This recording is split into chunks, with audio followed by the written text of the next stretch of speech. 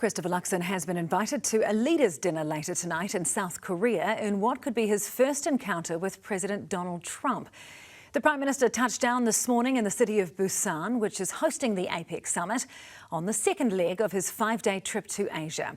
As political correspondent Zane Small reports, one of the PM's social media posts before departing Malaysia seems to have caught the ire of his foreign minister. A pōwhiri performed by Ngāti Whakaue to mark 50 years of relations between New Zealand and the Association of Southeast Asian Nations, or ASEAN. To all the ASEAN leaders and representatives, thank you for joining us here today to celebrate this major milestone of 50 years of ASEAN-New Zealand dialogue relations. The Prime Minister posted a photo on social media of himself linking arms with ASEAN leaders with the caption, "I've just done a deal with Southeast Asian nations that will help grow our economy at home." But that didn't seem to go down well with his Foreign Minister Winston Peters, who shared Luxon's post with the caption, "We." It's since been deleted. Malaysia's leader was full of praise for New Zealand at the celebration event. We have benefited immensely from this enduring partnership with New Zealand. Australian Prime Minister Anthony Albanese was also there. In March 2024, I was just 4 months into my current role when Australian Prime Minister Anthony Albanese very kindly invited me to my very first ASEAN leaders meeting in Melbourne. And I want to say thank you, Anthony, for that invitation and for our friendship. The pair will meet up again later tonight, only this time in South Korea. Christopher Luxon arrived in Busan this morning ahead of the APEC summit. He'll attend a leaders' dinner where US President Donald Trump is expected to make an appearance. A meeting would be welcome, but I think the major benefit of Mr. Luxon being there and being in the room with all these other leaders at APEC is the ability to reach out and deepen ties, particularly on the trade front, with a number of important actors. The United States is New Zealand's second largest trading partner, which underlines the importance of that relationship.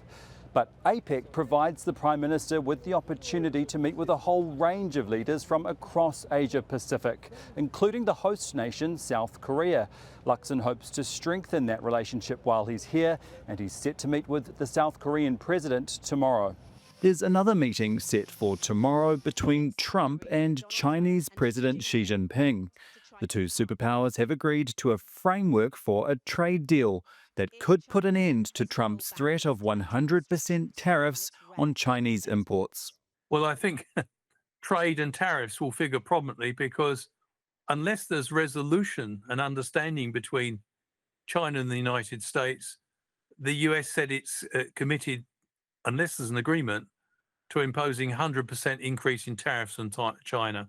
But I think both sides are making very positive noises. Mr. Trump said he expects publicly, and he's reiterated it. But first for Trump, dinner with Luxon and other Asia-Pacific leaders tonight. Diplomacy on the menu.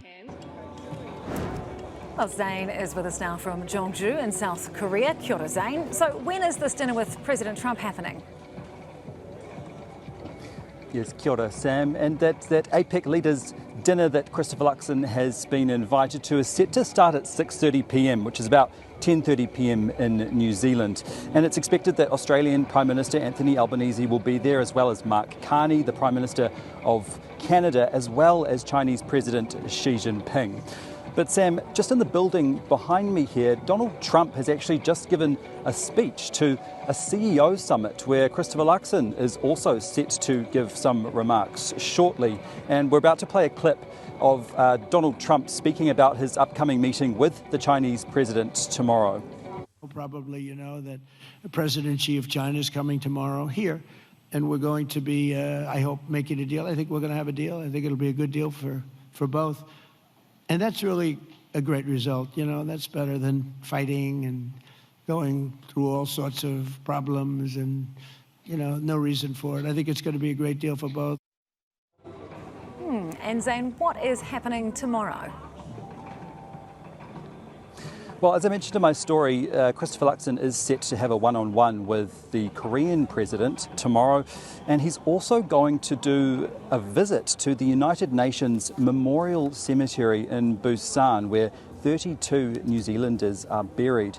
Remember, 6,000 New Zealanders served in the Korean War in the 1950s, 45 of whom lost their lives. The Prime Minister will also be attending a business event tomorrow.